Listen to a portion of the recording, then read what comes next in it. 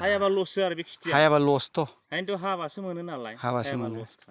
बिफांखौ गायनो welcome two माय इउटिउब चेनेल आं दा मथथे नैबे सारापेट 2 नाम्बार सारापेट फोथाराव दं जोंनि बिजनि साब डिस्ट्रिक्टनि सिङाव थानाय दा माने बेवहाय माने सासे रबार्ट माने मावग्रा आबादारि प्रग्रेसिभ आउटलुक माने बियो हर्टिकालचार क्रपखौनो फ्राय मावो माइ खेथिखौ फ्राय खम खालामो आरो बियो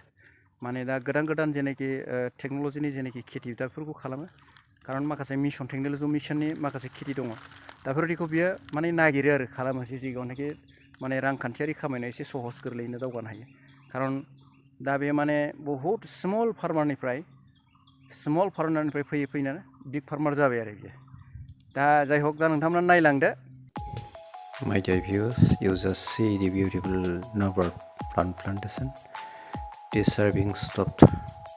on the harvesting due to scarcity of the water because this is being water spring.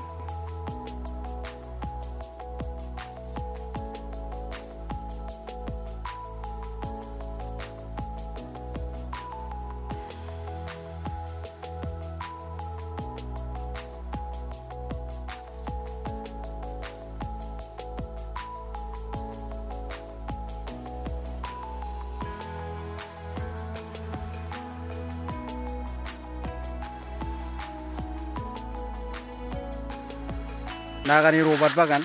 माने बेवहाय खय बिगा दं 6 बिगा माने दा माने हानायखौ बन्द खालामबाय बियो आरो दा माने हानायखौ बन्द खालामनाय खालामबाय माने बिफांनि लाइफां दा माबानिफ्राय जानुवारिनिफ्राय बन्द जायो ना मार्चनिफ्राय बन्द जाबाय आरो फेब्रुवारि मार्च मथे दा बन्द जाबाय बिफांनि बिलाइ गैलाना जानुवारिनिफ्राय बन्द बेखौनो दंबाय आं थारमाने गासिबो माने दैनि स्कारसिटि बा दैनि अभाब जायोथ' डिसेम्बरनि उननिफ्राय दा माने प्रडाक्टखौथ' मथथे फ्राय माबानिफ्राय खालामो ना नोंसोरो मार्चनि उननिफ्राय खालामो मार्च एप्रिलनिफ्राय खालामो बोसोराव ओमफ्राय नैबे दा मथथे जानुवारि फेब्रुवारि मार्च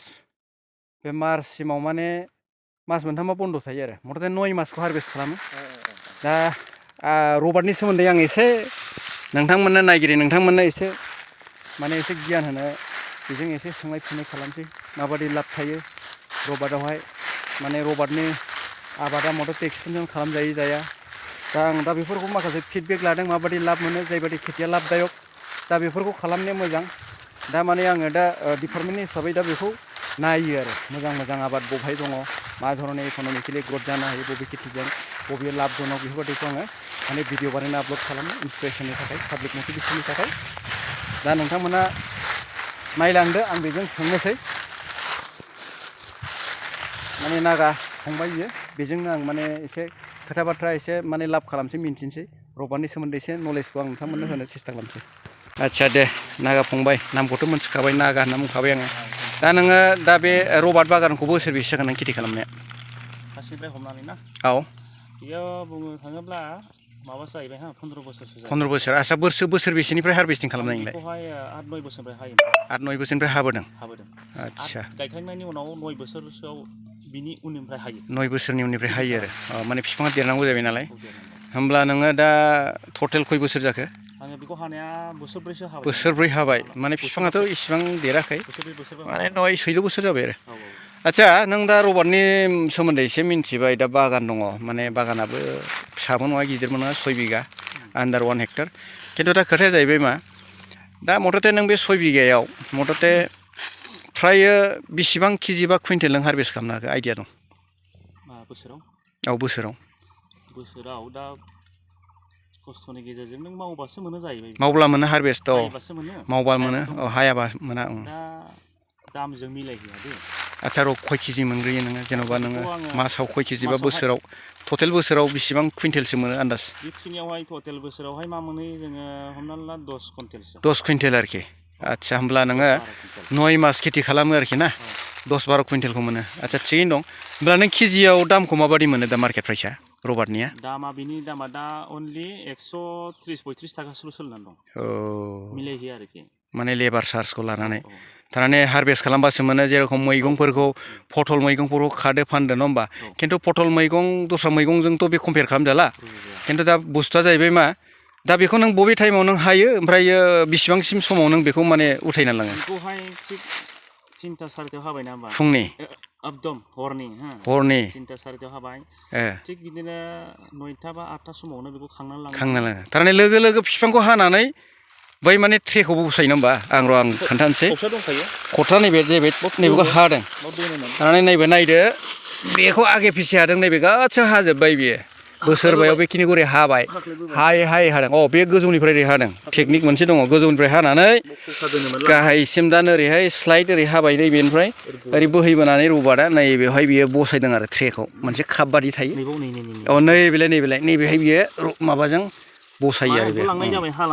हाला नालाय दा माने बिफाङाबोथ' दा माने नै बिलाइ गैला नालाय बिफांखौ फोथांनांगोनथ' नङा होमबा आदसा ओमफ्राय दा बे बुस्थुखौ नों बोरै हायो फालाय दे आं बेखौ सोंसै हानाया नों खुगाजों खोन्थादो दे बिनिफ्राय ओरै हाख्लाय बोबाय थायोब्रा हाबाय हाख्लाय बोनानै ओरैहाय स्पक दं स्पक स्पक खान्दा दंमोन सामस बायदि बाव खरथायाव गहोयो बैखौ ओरै थुथानानै बे खरथायाव गहोयो ना अट'मेटिक दोनबाय थाखानांगौ बेखौ लांजोब्बाय जों बाहाय गहोबाय थाबाय बेथ' गबोयानोसै हाखांबाथाय जेलानाखि गखाङो थिग मोनसे टाइमावहाय बेखौ एकबारनो लांनानै मोनसे ट्रियावहाय जों बेखौ इसिजों लगायनानै बानायहैनांगौ आरोखि बानायखांनायनि उनाव थिग रायोब्ला मेसिनाव सेबनांगौ ललाराव आदसा बिनि उनाव लामनांगौ डिजाइन बै माबा मोनसे बे माबा दङ जे मेसिन दङ जे लामबाय ना होमबा 2 सानथामसो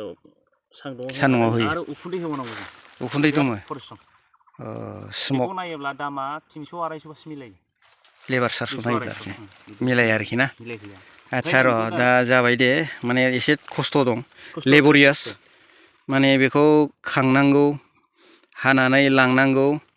आरो ओमफ्राय बेवहाय मोनसे मेचिन दं ओमफ्राय डिजाइन खालायो प्लेट खालामो आरो रबार्ट बोरमा बेफोरबायदि जायो ओमफ्राय बेथ' ट्रेयाव होखायो ओमफ्राय दा बियो जायखिजाया हानाया मा गाहायनिफ्राय ओरै हालांजाया गोजौनिफ्राय हानांगौ नियमाव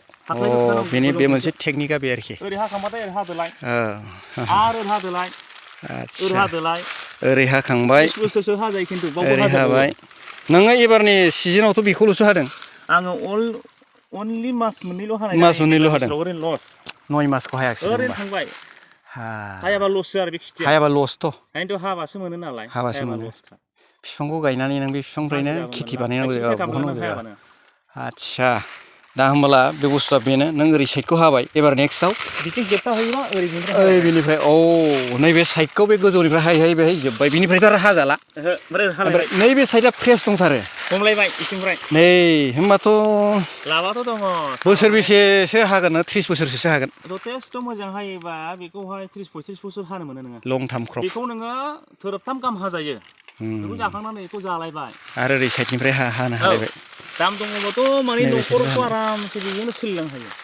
मथा मथि एरियाबो लाइफ टाइम खेथि माने एरिया एसे गिदिर नांगोन न'नि मानसि इनभेस्ट जाजोबनांगोन बांद्राय लेबार होयोब्ला मा जायो लाब जानाय नङा आरो निजानो बेखौनो मावना जानाय बा जथेस्थ' थैयो आरो थारमाने दा मथथे मिन्थिबाय नोंथांमोनहा रबार्ट खेथियाव माबायदि चेलेन्जिं